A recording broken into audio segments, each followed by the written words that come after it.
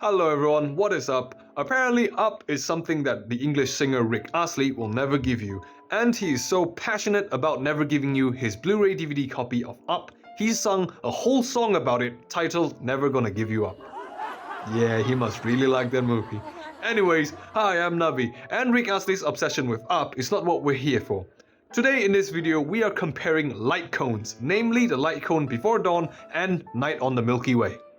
But before we start, I just want to give you guys a bit of the background regarding this video. I am a Himeko enthusiast, meaning I am a big fan of the character Himeko. I like her kit, I love the way her follow-up attack works, and I like that she uses a pizza cutter as her weapon. And she is also the first 5-star character that I got from the beginner banner starting on day 1 of me playing Honkai Star Rail. So to me, she's a very special character and will always have a special place in my heart regardless of what the meta heads on Pridewind might say. I mean, they didn't just put Himeko in B tier for the Memory of Chaos. They put her fine ass behind Herda in B tier, behind the Kuru girl. Man, that's messed up. That's just messed up. Okay, back on topic. As a Himeko fanboy, I wanted to further invest in my Himeko, and I was lucky enough to get Himeko's 5-star light cone Night on the Milky Way from the standard banner, and I have been using it for the past few months ever since. But recently, a light cone by the name of Before Dawn, the signature light cone of our general, is currently having its rerun banner, and from what I have heard, it is one of the strongest light cones for the characters following the path of erudition, which is Himeko. And as a Himeko fanboy, it is my duty to find out which 5-star light cone is the best for Himeko. So let's get into the video and show you what the light cones actually do. Night on the Milky Way is a 5-star erudition light cone with the base stats of 52 HP, 26 attack, and 18 defense at level 1. Its light cone ability is called Meteor Swarm, and at Superimposition 1, for every enemy on the field, it increases the wearer's attack by 9%, stacking up to 5 times. So when you're fighting 5 enemies, you get a 45% attack buff. And when an enemy is inflicted with Weakness Break, the damage dealt by the wearer will increase by 30% for 1 turn. It is also noted that the Weakness Break doesn't have to be caused by the wearer, it can be caused by a teammate, and the wearer will still get the damage buff. Before Dawn is also a 5-star erudition light cone, but it has the base stats of 48 HP, 26 attack, and 21 defense at level 1, which is 4 less HP and 3 more defense base stats than Night on the Milky Way. Its light cone ability is called Long Night, and at Superimposition 1, it increases the wearer's crit damage by 36% and increases the wearer's skill and ultimate damage by 18% unconditionally. This buff is just available and ready at all times. Additionally, after the wearer uses their skill or ultimate, they gain a follow-up attack damage buff, where the wearer's next follow-up attack will have its damage increased by 48%. I mean, just reading the light cone abilities, I feel Before Dawn already seems better. But let's find out. And we are on my account. As you can see, we're going to be testing out both light cones on the Bug Boss on Herta Space Station. And I currently have Night on the Milky Way equipped on my Himeko, as you can see right here. These are how my stats are distributed. Crit damage is pretty low, but what can you do? These are the relics I currently have equipped, the 4-piece follow-up attack set, as well as the planar and orb. And oh yeah, I currently have speed boots on my Himeko. I just like to play my Himeko fast. Some people prefer attack percent boots, but I just like going speed boots. It's a personal thing. And yeah, let's get to it. The team I'm going to be using for both light cones will be Fushuan, Runmei, Pela, and Himeko. The idea is to set up a similar situation for both light cones, where Fushuan will have her skill up, Runmei will have her ult up, and Pela will be the one to break the enemy's weakness with her ult to trigger Himeko's follow-up attack, after which we will do Himeko's ult and skill to measure and compare the damage of both light cones. I will also note that we will also ensure that there are 5 enemies on the board before we trigger the follow-up attack of Himeko. So I'm just gonna probably cut to that moment so you don't have to see me setting everything up. And as you can see right here, we are setting everything up Fushan just used her skill, and Ronmei is gonna use her ult, followed by Pela using her ult to defense shred and weakness break the enemy, so Himeko will trigger her follow-up attacks on all 5 of the enemies.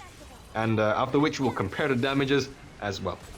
So, hold on, Himeko's follow-up, and ooh, 125k, okay. That was a lot more than I was expecting. Okay, let's see. And oh yeah, and as you can see right now, after the follow-up attack, the Relic's 4-piece attack buff is in action now, is in full swing, as well as all the other buffs that my Himeko currently have. Let's do her ult, and let's see how much this does. Hopefully it crits. Yep, 51,000, and let's see how much her skill does, which is 44,000. Pretty respectable. It honestly surprised me, and I'm pretty happy with how Night on the Milky Way performed. But anyways, let's check out how it compares to Before Dawn. We are back in the same situation, same 5 enemies, same boss, and same teammates, but different light cones. And before we start weakness breaking, I like to show you that Himeko currently has a 48% damage buff from the light cone itself for her follow-up attack, and I have done all I could to ensure that both light cones have all of their active effects up. And yeah, let's weakness break the enemies and see how much damage my Himeko does. Enemy data secured. Net markers activated. Time for a good old counterattack. Okay, she should follow-up attack now. Let's see. 160k, let's go! Damn, I think that's the highest I ever hit with my Himeko. Let's see, her out. Her out should hit for 52,000. Okay, respectable.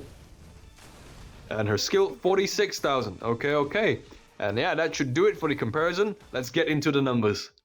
So after adding all of the numbers, Night on the Milky Way was able to do a total of 222,075 points of damage from Himeko's follow-up attack, ultimate, and skill, while Before Dawn was able to do a total of 263,833 points of damage, which is a 41,757 difference in damage numbers between the 2 light cones, with Before Dawn doing more damage in each type of attack.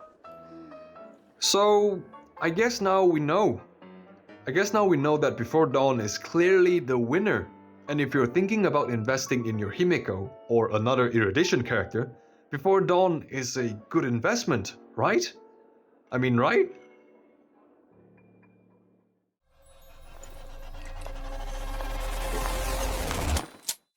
Well, hold on to your horses, people. Before you spend your hard-earned jades on the Lightcone banner, a new challenger has entered the ring, and her name is Sparkle. So while recording this video, my YouTube feed has been blasted with videos of Sparkle, videos of people talking about how good she is, and that some people feel that she might be better than Ronmei. So this got me thinking, have I perhaps invested in the wrong banner? Should I have gotten Sparkle instead of Before Dawn? Well, let's find out. And we are back. We're gonna be fighting the same boss, but with a slightly different team, and my Himeko will be using the Night of the Milky Way light cone instead of Before Dawn. This is because, we established that Night of the Milky Way is the weaker light cone, and it'll be fun to see how much Sparkle can boost the damage instead of a Ronmei. So, I don't have a Sparkle, but thanks to the support system, I can use and test the Sparkle of Strangers. So let me just find one real quick. And okay, let's see. Nope, we're not using you. I heard her light cone is OP. What about this one? Yeah, Bronya's light cone's not bad, and she has over 200% crit rate. And yeah, I consider Bronya's light cone free-to-play friendly because you can actually get it from the store if you play it a couple of months. So yeah, this looks good. So this is the team, and I'll be doing the same setup. I'm gonna break the boss with Pela and buff the shit out of Himeko. So I'm probably gonna cut until that part. So yeah, see you then.